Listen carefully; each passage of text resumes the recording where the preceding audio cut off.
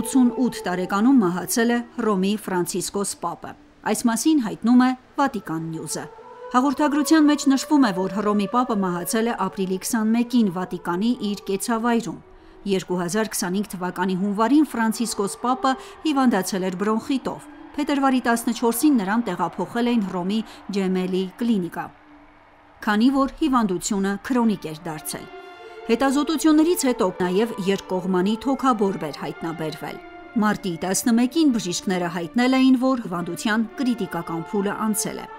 Մահվանից ժամեր առաջ կիրակի օրը Սուրբ Հարության տոնի կապակցությամբ կաթոլիկ եկեղեցու հովվապետը խաղաղության ուղերձով դիմել էր Սուրբ Պետրոսի հրապարակում հավաքված հավատացյալներին և բոլոր քրիստոնյաներին։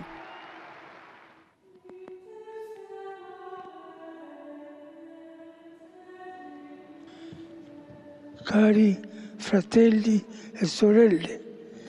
buona Pasqua.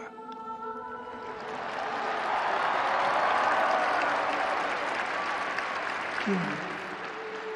maestro delle cerimonie di leggere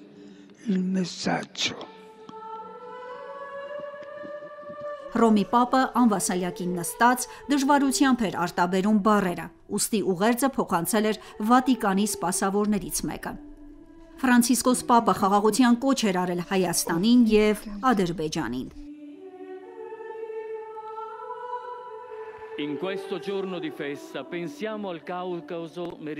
Տոնական այսօրը եկեք հիշենք Հարավային Կովկասն ու աղոթենք, որ Հայաստանի ու Ադրբեջանի միջև վերջնական խաղաղության համաձայնագիրը շուտով ստորագրվի ու իրագործվի,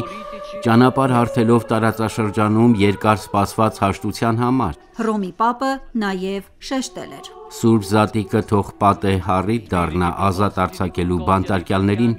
լինեն նրանք ռազմագերիներ, թե քաղաքական բանտարկյալներ։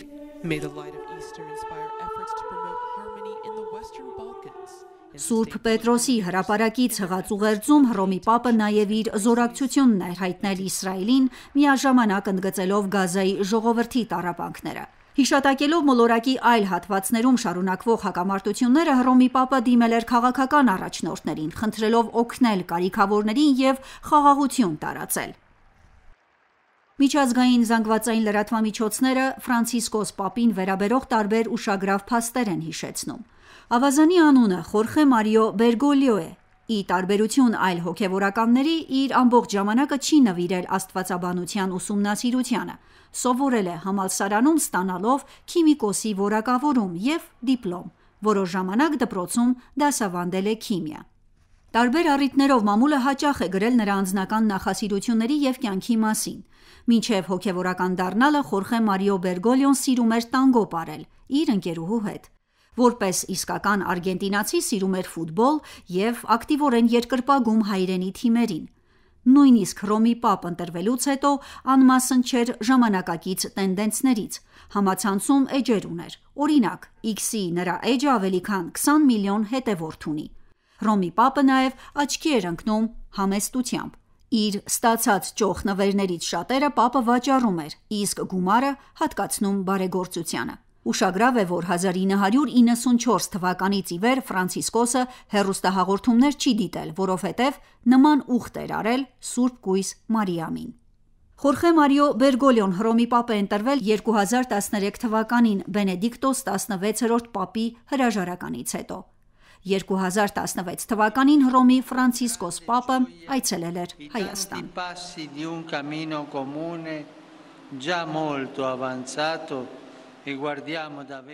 Վատիկանի կարդինալ Քևին Ֆարելը երկուշաբթի առավոտյան է հայտարարել, որ Հռոմի Պապը վերադարձավ հոր տուն։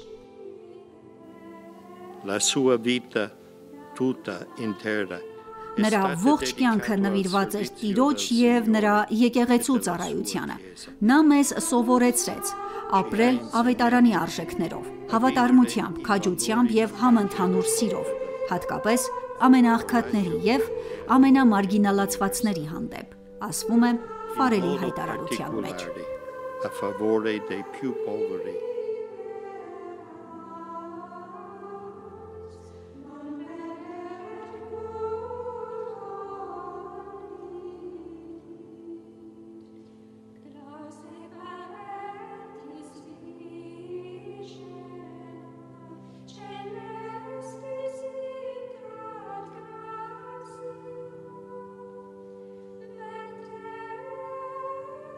Հասմիկ Մարտիրոսյան,